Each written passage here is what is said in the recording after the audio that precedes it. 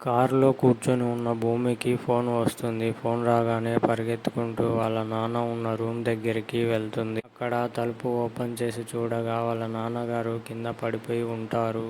దగ్గరికి వెళ్ళి చూస్తుంది.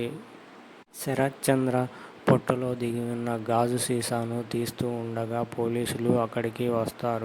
భూమినే తనని చంపి ఉంటుందని చెప్పి పోలీసులు భూమిని తీసుకెళ్ళి లాకప్లో వేస్తారు.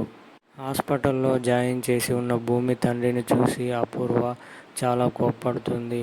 ఎవరు ఈ పని చేసింది అని అడగ్గా అతను ఒక అమ్మాయి చేసింది అని చెప్పి భూమి ఫోటోను చూపిస్తాడు. కోపంతో రగిలిపోయిన అపూర్వ జైలు దగ్గరికి వెళ్తుంది. అక్కడ భూమిని లాఠీ తీసుకొని చితకబాదుతుంది. నేను పడవలేదు అని చెప్తున్నా కూడా భూమి మాట వినకుండా అపూర్వ భూమిని బాగా కొడుతుంది. గగన్ వాళ్ళ అమ్మ మాట్లాడుకుంటూ ఉంటారు. ఏంటి నాన్న భూమిని ఇంకా తీసుకురాలేదు అని చెప్పి అడుగుతుంది. గగన్ నేను అన్ని చోట్ల వెతికానమ్మా, కానీ భూమి ఎక్కడా లేదు అని చెప్తాడు. ఇంతలో టీవీలో న్యూస్ వస్తుంది భూమి గురించి, అలాగే శరత్ చంద్ర గారి గురించి. గగన్ వాళ్ళ అమ్మ చాలా షాక్ అవుతారు.